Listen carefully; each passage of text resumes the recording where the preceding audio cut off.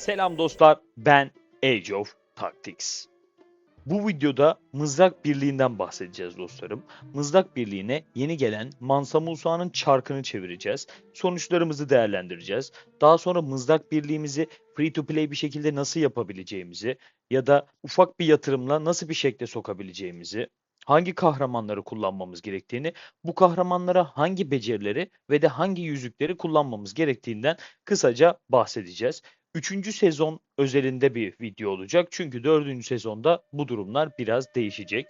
Mızrak Birliği'nde kahramanlara seçeceğimiz beceriler gerçekten çok önemli. Ve de tabii ki hangi yüzükleri yapacağımız çok önemli. Bu videoda tüm detaylara değineceğiz dostlarım. Önce isterseniz şöyle bir çark ile başlayalım. Bildiğiniz gibi Mansa Musa'nın çarkı geldi. Bununla beraber Fatih Sultan Mehmet'in de çarkı geldi. Fakat biz şu anda Mızrak Birliğimize fokuslanıyoruz ve de Mızrak Birliğimizi yapacağız. Zaten serinin önceki videolarında Kılıç Birliğimiz Ramses olacak demiştik. Savaşçı kudret hasarı veren bir birlik değil de taktikçi strateji hasarı veren bir birlik yapacağız.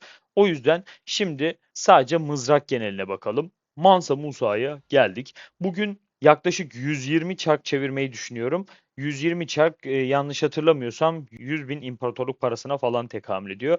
Biraz da çarklarımız var elimizde. Bakalım sonuçlarımız ne olacak? Bildiğiniz gibi çarklarda biz totem yapıyoruz dostlar. Yine yapacağız totemlerimizi. Bakalım ne elde edeceğiz. Şöyle bir yenileyelim burayı. Şöyle bir farklı bir sayfaya geçeyim. Tamam. Geldik. Şu parşömenin ortasından başlayalım. İki tane Mansa Musa madalyası çıkardık bile. Bir tane daha çarkımız var. Onu da şöyle gönderelim. Burada Musa vermedi. Tamam. 10 tane çevirdik bile. Bir 10 tane daha çevirdiğimizde zaten Musa'yı alacağız. Şöyle parşömenin bittiği yerden totemlere başlayalım. Bir tane verdiği için oradan yine devam edelim. Şu parşömenin tam sonunda basmaya devam ediyorum. Benim bu arada en şanslı noktam burası. Bir tane daha verdi. Bir az ama bir beni mutlu etmez. Sağ alttaki ödülümü toplamıyorum. Bu da bir totem. Onu böyle işler kötüye gittiğinde açmayı planlıyorum. Şimdi şöyle geçtik. Şöyle bir tazeleyeyim ekranı. Parşömenin sonunda tekrar basacağım. Daha sonra tam ortasında böyle kırmızı bir nokta var. Orada basmaya devam edeceğim dostlar. Şurada basıyorum. Hiç vermedi. Tamam. Şu ödülü alalım. Bozdu kendini. 10 tane aldık. Bu bize Mansa Musa'yı açtıracak zaten. Hemen sonundaydık. Şöyle bir basayım. Berbat. Berbat. Bu görüntü çok kötü. Yeşil bir görüntü istemiyorum. Sarı bir görüntü istiyorum abi. Parşömenin ortasından devam edelim. Çünkü çok fazla da çark yok yani. 100 tane 120 tane falan çevireceğiz. Şuradan buradan 2 tane onlu alırsam gerçekten beni çok mutlu edecek ama şu an gerçekten kötürüm bir çark gidiyor. 2 tane verdi. Burası iyi gibi aslında. Şöyle basalım. 2 tane daha verdi. Buradan devam edelim. 2-2 veriyor en azından. Ya sanki böyle sniper'la ateş ediyor gibi nefesimi tutuyorum orada. Şöyle 60'a kadar burada çevirelim bakalım bir. Şöyle bir daha basıyorum. Bir onlu aldık. Evet.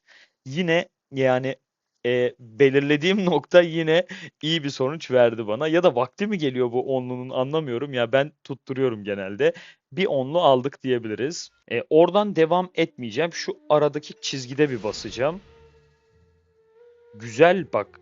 Tam az önce dediğim gibi ben böyle sarı bir ekran görmek istiyorum demiştim ya. Mükemmel. Buna da razıyım ben bu arada. Sağ alttaki kutumuz da doldu.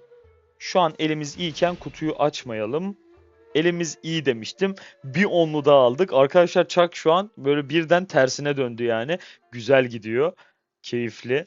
Ödülü toplamayacağım. Çünkü şu an keyfim yerinde. Şimdi buradan da onlu aldık. Parşömenin sonuna mı geçsem diye düşünüyorum. Ya da şu birde bir basayım. Bir tane verdi. Birde bir tane diyor. Ama iki yok yani ekranda. Şöyle bir tane daha basalım. Kötü verirse vermedi aslında. Bir tane iyi gibi. Bir tane daha basayım burada. Tamam. Şimdi şu sağ alttaki ödülümüzü açalım. 15 madalya daha aldık buradan abi. Güzel iyi madalya topladık gibime geliyor ya. Şimdi kalanları da parşömenin sonunda basmayı düşünüyorum. 40 çarkımı da parşömenin sonunda kullanacağım abi. Şöyle bastım. Bir tane. Burası da hep bir tane veriyor ya. Bir tane de şurada bir daha. Artık burada bir onlu vermen gerekiyor. 2 tane verdi. Güzel olsun. Şimdi Mansa Musa'nın bu ilk çarkı ve ben burada 120 tane çevirmeye çalışıyorum. Burada 120 tane çevireceğim fakat sonrakilerde 60-60 çevirerek devam edeceğim. Çünkü 4. sezonu geçişimi benim her an düşünmem lazım abi. 4. sezonu geçtiğim anda Kiros geldiğinde tüm imparatorluk paralarımı bildiğin Kiros'a abanacağım. Yani her çark elimden ne kadar geliyorsa o kadar basacağım. Kiros'u direkt 5 yıldız yapmaya çalışacağım. Burada Mansa Musa'dan beklentim bu arada benim 3 yıldıza kadar götürmek. Yani bu sezonda Mansa Musa'yı herhangi bir sarı madalyamı kullanmadan, ortak sarı madalyamı kullanmadan 3 yıldıza kadar götürmek istiyorum. Umarım Çark da bizi üzmeden Mansa Musa'mızı 3 yıldıza götürür diyelim. Bir daha parşömenin sonunda basacağım. Olmazsa parşömenin ortasındaki kırmızı noktadan devam edeceğim abi. Çünkü kırmızı nokta iyi ama onlu verdiği için oradan da devam etmek istemedim. Evet. Abi süper. Süper. Yani neredeyse şu an 100 tane çevirdik.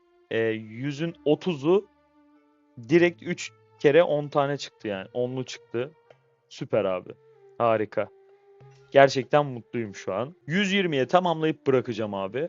E, Ne yapayım? Parşömenin ortasından mı devam edeyim? Aynen. Öyle yapalım. Şurada bir... Abi süper. İyi, harika. Üzmüyorsun. Güzel. Şurada bir daha basıyorum. Burada bir onlu daha atacak gibi. Bak inat ediyor. Kötüleşmeye çalışıyor ama Mansa Musa diyor ki ben seni istiyorum diyor. Bir daha. Son beşliği basıyorum.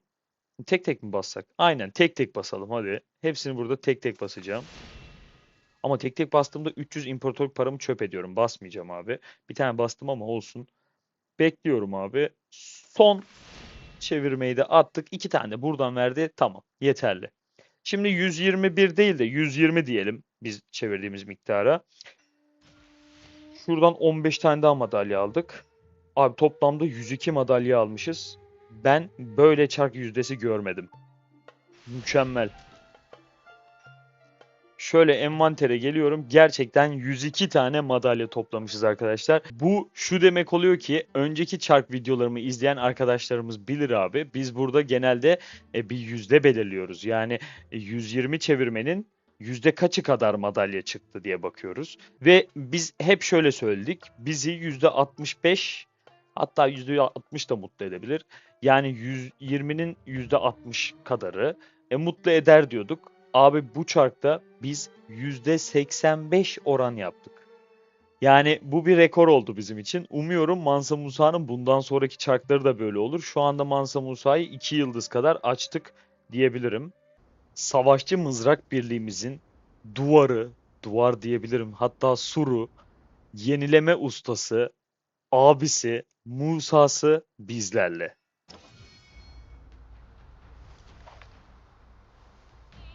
Accept this trifle. Just a mere token of my regard.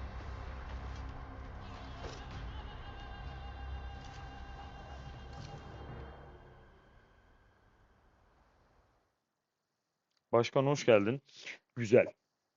Şimdi şöyle bir üstünde çalışalım. Ne güzel duruyor ya. İhtişamlı ihtişamlı. Taca bak. Şimdi gelelim detaylara. Önce şöyle yıldızlarımıza bakalım. Ne yaptık? 10 taneyle açmıştık. Geriye 92 tane kaldı. Zaten birinci yıldızımız Instagram'daki tablolarımızdan da bildiğimiz gibi 20 tane madalyaya birinci yıldızı tamamlıyoruz. İkinci yıldızımızı da 50 tane madalyayla tamamlamış oluyoruz. Yani 70 madalya ile zaten 2 yıldız yapacağız. Üçüncü yıldızımız da böyle yarım yamalak kalacak. Bir sonraki çarklarda da onu halledebiliriz. Biz üçüncü yıldızı ne kadar erken halledersek Kiros için imparatorluk parası biriktirmeye de o kadar erken geçeceğiz arkadaşlar. Şöyle terfilerimizi ettirelim. Güzel. Ha, birinci yıldız açıklamasını da okuyalım. Diyor ki adanmış Nuh'un hasar oranını %50 artırır. Biz şöyle yapalım. Yıldızları bir açalım sonra becerilere bakarız. Yani şeylere, yıldız özelliklerine ve de becerilerle ilgileniriz. Şuradan bir yıldızlarımızı açalım. Madalyalarımızı tüketelim. Güzel. Bakın demiştim. Üçüncü yıldızda şöyle bir tane basalım. Tamamdır. 2 yıldız bir diş. 120 çarp 2 yıldız bir diş. Süper abi. Bu oranı yakalamanız biraz zor arkadaşlar. Haberiniz olsun. Gerçekten şanslı günümdeyim diyebilirim.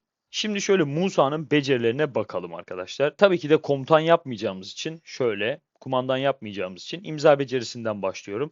İmza becerisinde diyor ki birliğimiz 12 normal saldırı aldıktan sonra düşman birliğine kudret hasarı veriyormuş Musa abimiz ve de birliğin aldığı hasarı ise 3 saniyeliğine belli bir miktarda kudret bonusuna bağlı kalarak azaltıyormuş.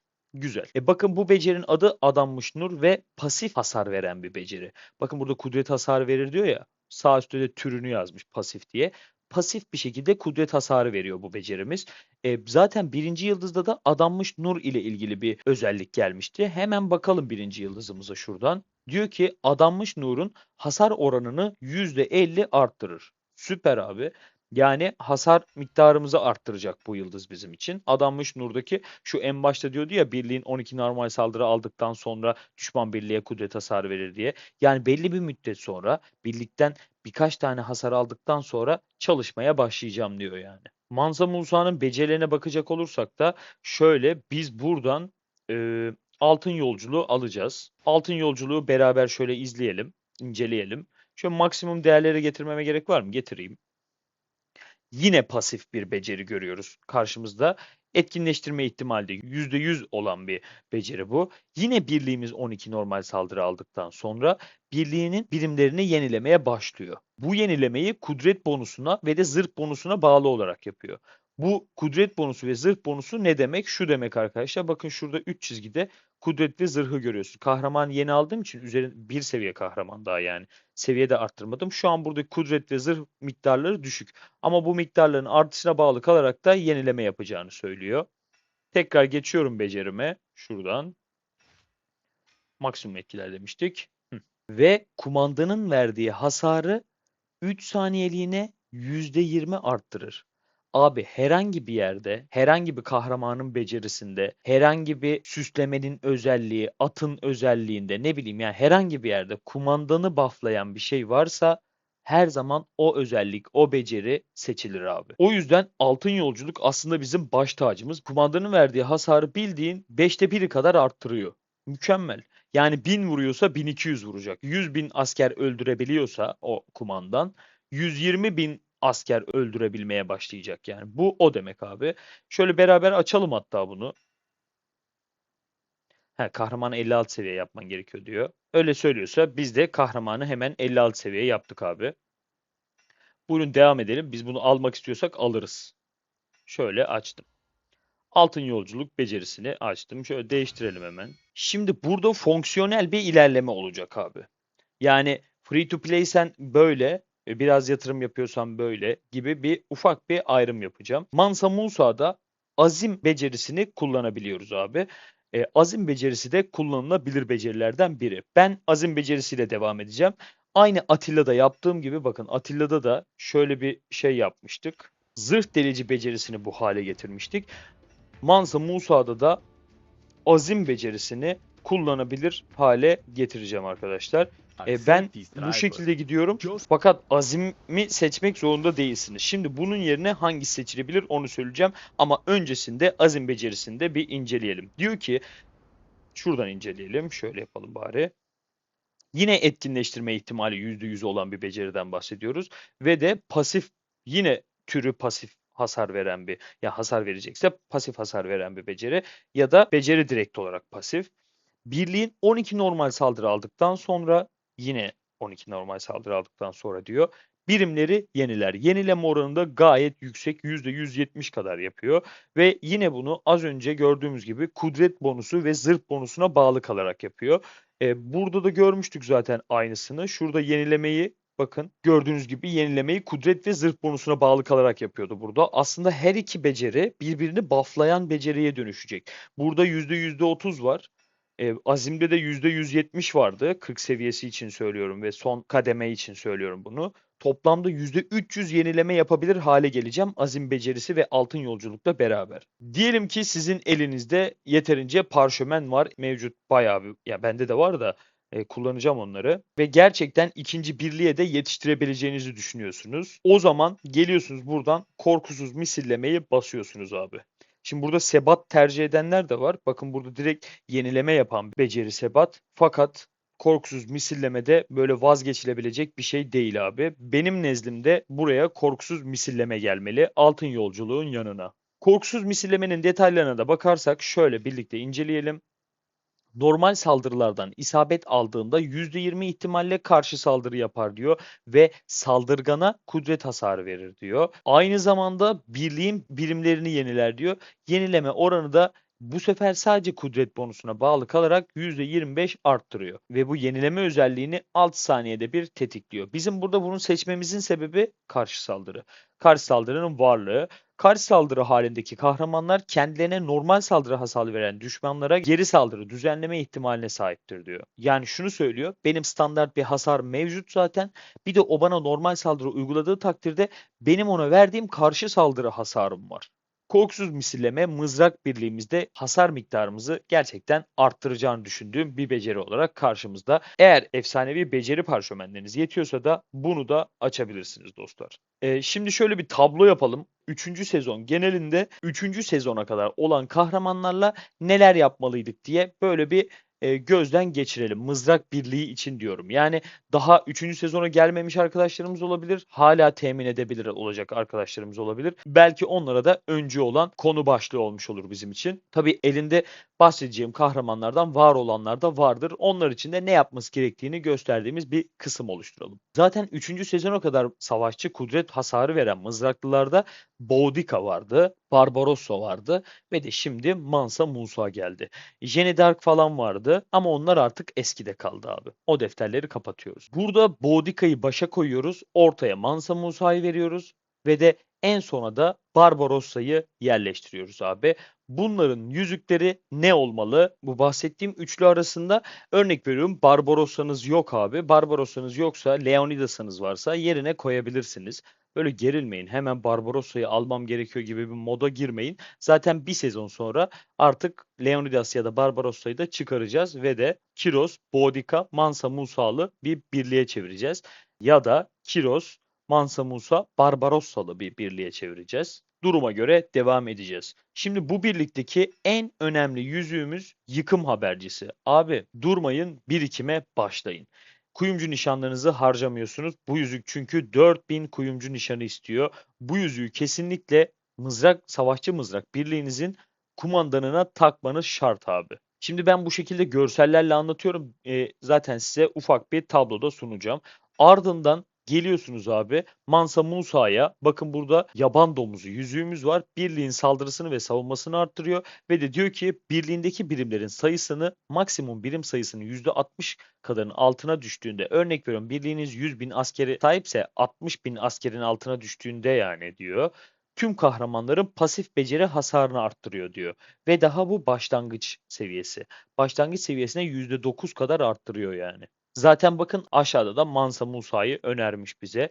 Barbarossa'ya ise şu anda takabileceğimiz ne var?